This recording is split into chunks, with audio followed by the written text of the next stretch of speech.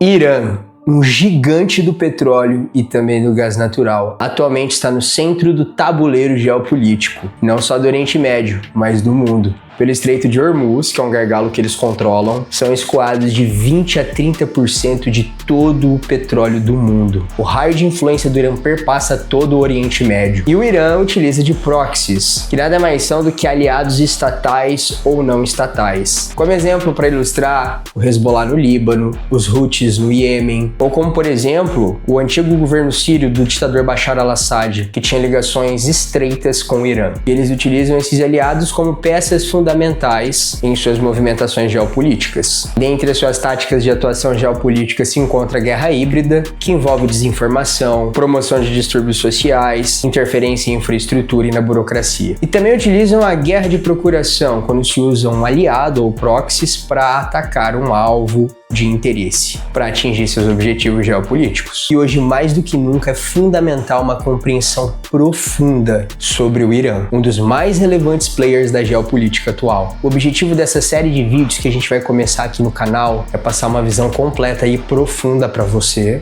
de como o Irã passou de aliado histórico dos Estados Unidos no Golfo Pérsico a inimigo. Se você continuar comigo nesse vídeo, vai ter uma visão extremamente completa da pouquíssima conhecida sociedade iraniana e também da sua história. E ao decorrer desse vídeo e dos próximos que eu vou fazer para você aqui no canal, nós vamos dissecar a anatomia do funcionamento do regime dos ayatollahs e entender o modus operandi da geopolítica iraniana no curto e no longo prazo. Então, se você está buscando uma análise aguçada, profunda, com conteúdo, você com certeza está no lugar certo. E eu tenho certeza que a sua capacidade analítica sobre esse tabuleiro do Oriente Médio vai ser extremamente superior a qualquer observador comum. Esse é o Além da Fronteira, a sua dose de geopolítica, e eu sou o professor Johan.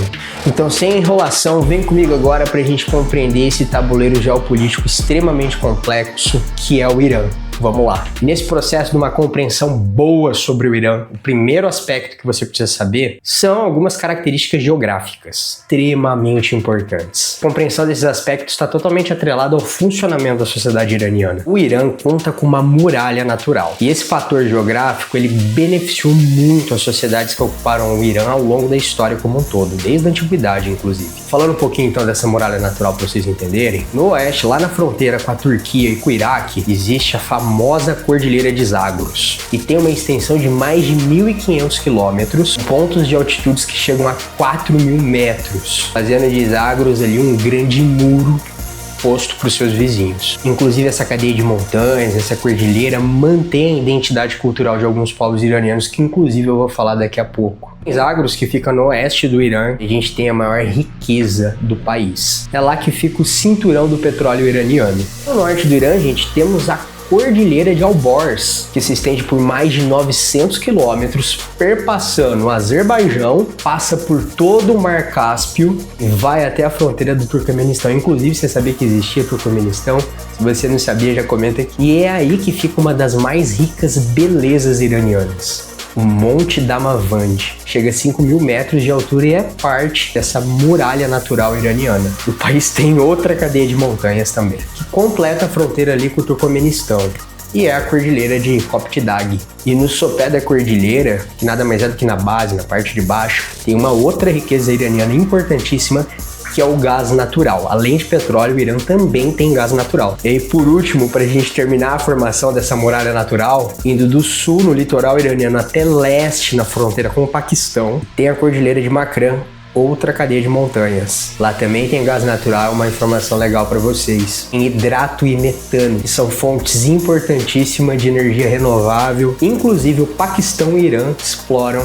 essa riqueza natural. Aí você me fala, mas isso são nas bordas do Irã e no meio do Irã. O Planalto Central do Irã conta com 2 desertos basicamente inabitáveis, então baixa densidade demográfica, pessoas não estão concentradas ali na região central por conta de 2 desertos que as temperaturas chegam a mais 70 graus. É o deserto de Dasht Kavir e Dasht Lut. São áreas intransitáveis. As grandes cidades iranianas, elas se concentram nos pés das montanhas dessas cordilheiras que eu comentei com vocês agora. O degelo das montanhas traz água para as cidades, que é o caso das 3 maiores cidades iranianas que ilustram bem isso que eu acabei de falar agora para vocês. Teherã, que é a capital, centro político e maior cidade do Irã, fica no pé da Cordilheira de Alborz. Mashhad, que é um importante centro religioso do islamismo xiita, fica no sopé de Koptidag. E Asfahan fica no sopé, ou seja, no pé da Cordilheira de Zagros. E ainda para você que está acompanhando o canal, melhor compreender o Irã,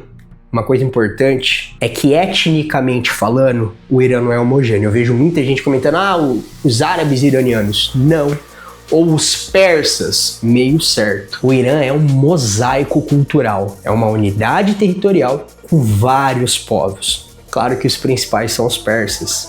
Representam ali de 51% a 60% da população do Irã e é o grupo que de fato controla a economia, a política e a dinâmica cultural dentro do Irã atual, beleza? Um outro grupo importantíssimo que são os azeris, que correspondem ali de 16% a 24% da população iraniana, são o segundo grupo étnico mais importante do país e são povos que também compõem o país vizinho, que é o Azerbaijão. E aí vai um ponto muito legal para você.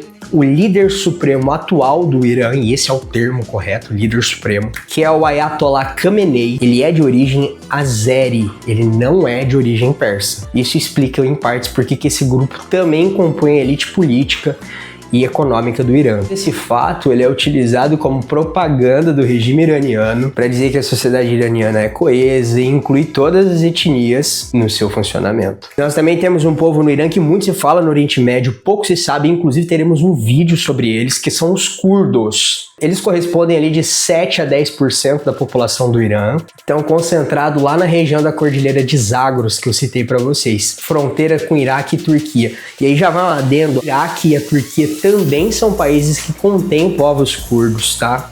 A gente tem curdo no Iraque, tem curdo na Turquia. E aí já vai uma questão atual, que são olhados com extrema desconfiança e extrema atenção pelo regime iraniano, porque muitos desses curdos integram parte de um regime separatista, que envolve também os curdos do Iraque e os curdos da Turquia. Sofrem perseguição no Iraque, sofrem perseguição na Turquia e também sofrem no Irã. O povo é uma etnia que não tem uma unidade territorial. É um tópico extremamente importante quando o assunto é Oriente Médio, é falar dos curdos. E um outro povo que vive entre a Cordilheira de Zagros e as planícies são os chamados luros, os povos nômades das montanhas. De modo geral, os luros eles levam ali, gente, uma vida simples. Comércio de cabra, de leite, tecido. São de uma tradição fortemente tribal, com uma herança cultural e dialetos muito próximo dos persas. Muitos luros eles deixam essas comunidades tribais para viver ali nas grandes cidades e são absorvidos economicamente e culturalmente também. E dentro do luros existem diversas subdivisões clânicas, beleza? Mas aqui mais para trazer para vocês que é uma outra importantíssima etnia desse mosaico étnico cultural que é o Irã. Muito legal, gente, eu gosto muito desse tema, eu acho fascinante. Por último, a quinta etnia que eu queria citar aqui para vocês, que compõe o Irã e é muito importante, são os árabes. E muita gente que olha de fora, às vezes você chegou aí no canal também, fala, os iranianos são árabes. Os árabes também compõem a população iraniana, a minoria, aproximadamente ali 2%, tá? Eles se encontram na região do Cuzistão, onde também fica parte do petróleo iraniano. E a comunidade árabe iraniana é pauta de segurança interna do regime iraniano, também por questões de movimentos separatistas. E também porque estão numa região extremamente estratégica do Irã, que contém petróleo, a maior riqueza do país. E lá atrás, quando eu fui estudar Irã pela primeira vez, a pergunta que eu fiz, e eu acho que muitos de vocês devem estar fazendo agora ao assistir esse vídeo, a pergunta que eu fiz é como que o regime iraniano consegue manter essa unidade territorial com tamanha diversidade étnica e cultural para além de um aparato de repressão. Como que se mantém aí essa sociedade plural? A resposta é o islamismo em sua vertente xiita. Apesar das diferenças étnicas e culturais, o islamismo xiita representa, esmagadoramente falando, a maioria religiosa dentro de todas essas comunidades. Então ela é a principal, digamos assim, vou usar esse termo, argamassa de manutenção do estado das coisas, da manutenção do regime iraniano. E agora que a gente tem ciência dessas informações geográficas, já viu muita informação, compreendemos essa complexidade étnica que envolve esse país chamado Irã, eu vou passar para você um brevíssimo contexto histórico de como a gente de fato chegou no regime dos ayatollahs. Se você chegou até aqui e tá gostando desse conteúdo, agregou valor, já deixa o like aqui embaixo, se inscreve no canal. Isso é extremamente importante pra gente continuar o projeto do canal Além da Fronteira, passando informação de qualidade, análise profunda pra vocês, beleza? Então, sem enrolação, vamos lá.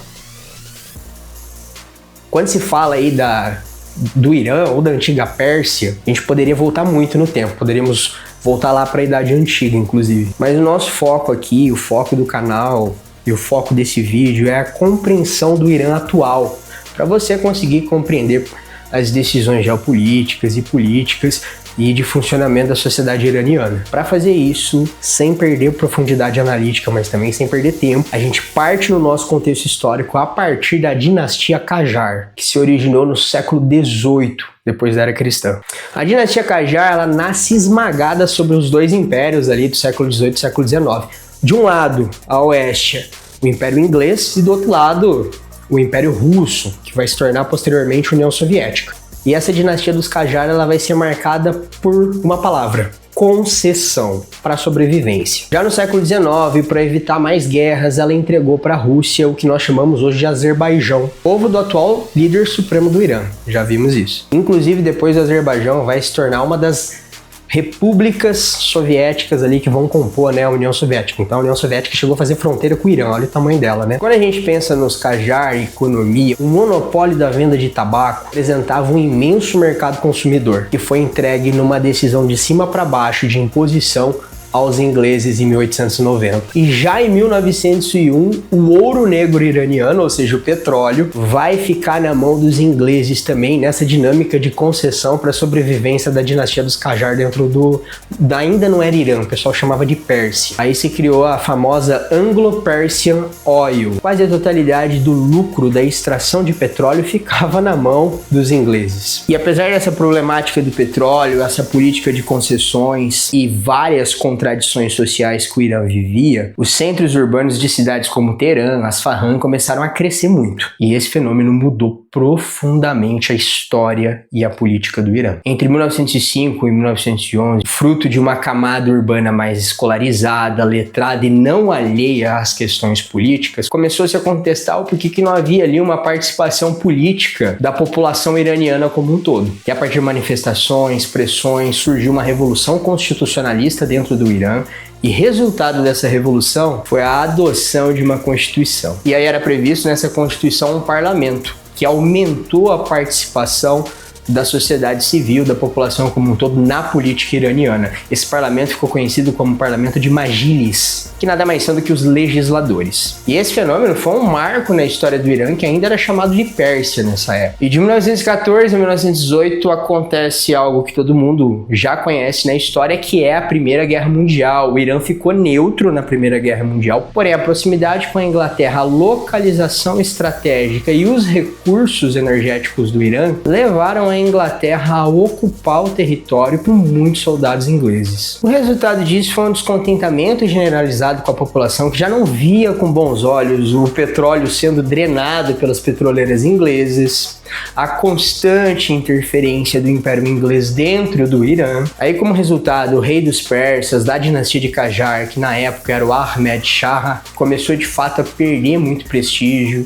e ser constantemente criticado e até mesmo desrespeitado pela população da Pérsia, atual Irã. Aí o último rei dos Qajar, jovem, sem condição de reverter a situação que ele estava inserido ali, acaba renunciando, acaba saindo do poder, percebendo que essa situação interna política do Irã poderia levar a um caminho não interessante para os ingleses, com apoio de parte da população persa e com aval dos ingleses. No ano de 1925, sobe ao poder um ex-soldado persa chamado Reza Khan, que vai governar o Irã de 1925 a 1941 e vai compor o que a gente chama ali de dinastia dos Pahlavi. E Reza Khan vai ser nomeado Shah do Irã. A tradução de Shah é muito simples, é rei. Então, o Reza Khan vai ser nomeado rei, mesmo não vindo ali de uma família nobre dentro da Pérsia. O que a gente pode perceber dessa transição política que ocorre dentro do Irã é que essa transição ocorre a partir do aval dos ingleses. O Reza Khan começa um processo de modernização dentro do Irã. E dentro desse processo de modernização, construção de ferrovias, a utilização constante de energia elétrica, sobretudo nas cidades e nos centros industriais. Porém, esse processo todo não trouxe uma melhora de vida significativa para a população iraniana como um todo, seja nos centros urbanos ou em localidades mais afastadas. O momento de governo dos Pahlavi, sendo o primeiro ali o Reza Khan, depois vem seu filho, né?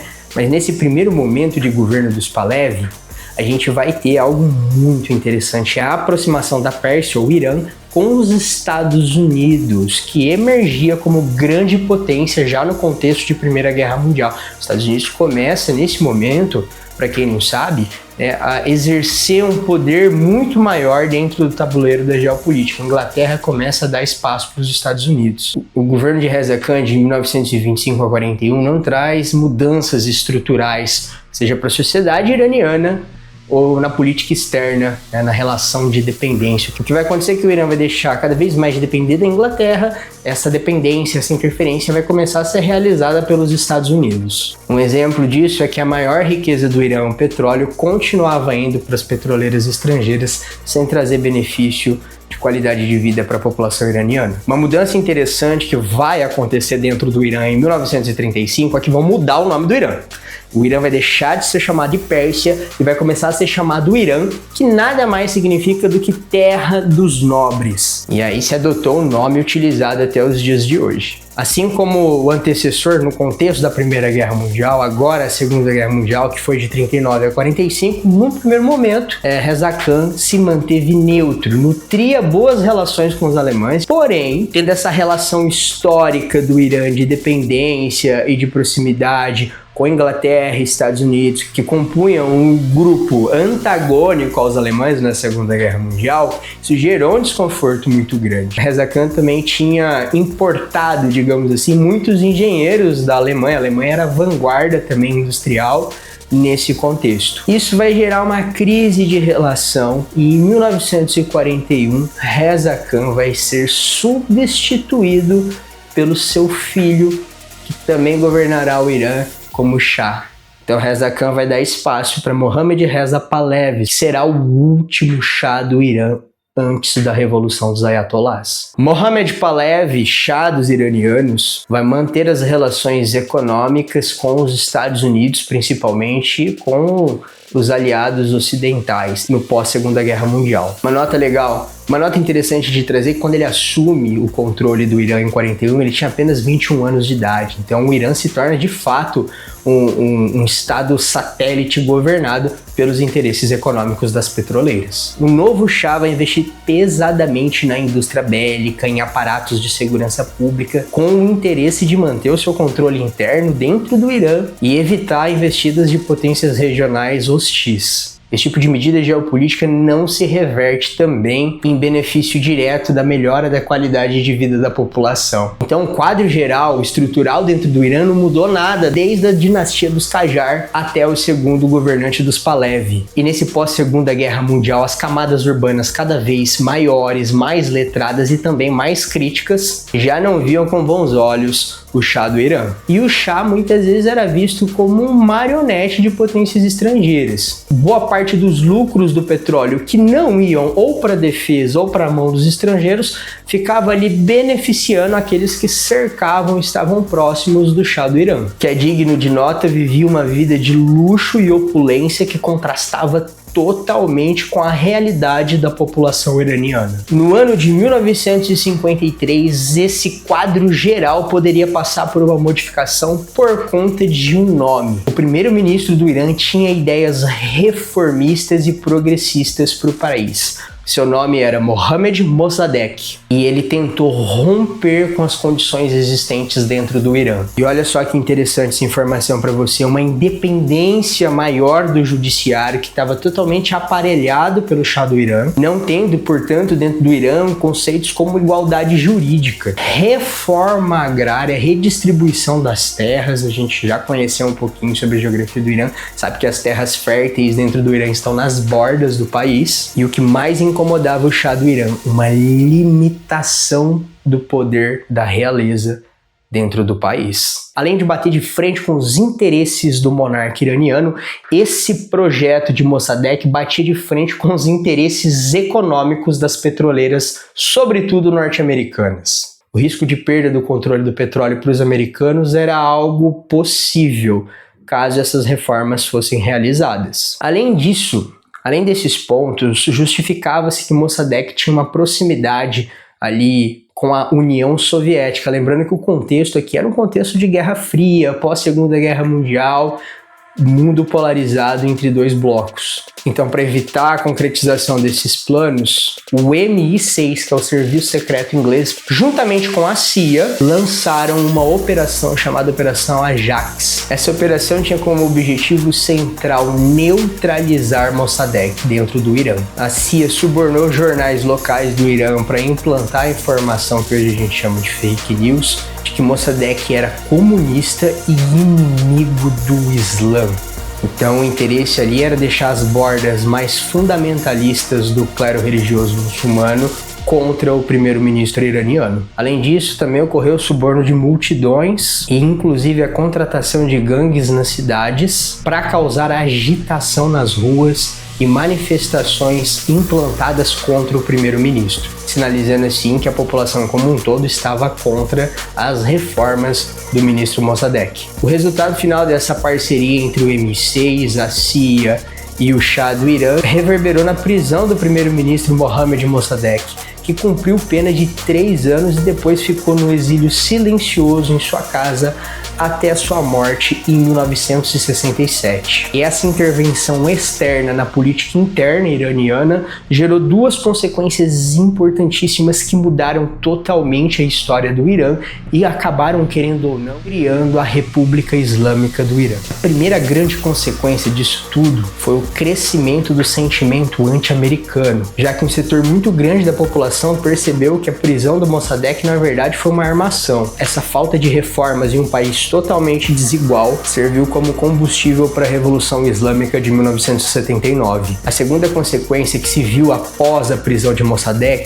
deixou o Shah Mohammad Pahlavi com extremos poderes dentro do Irã, e ele começou a utilizar a sua polícia secreta política, conhecida como SAVAK, para prender, torturar e até mesmo matar potenciais subversivos contra o regime e sufocar qualquer distúrbio possível, aumentando o nível de violência dentro do Irã. Se existia alguma liberdade política até 53, isso começou a ser totalmente cerceado.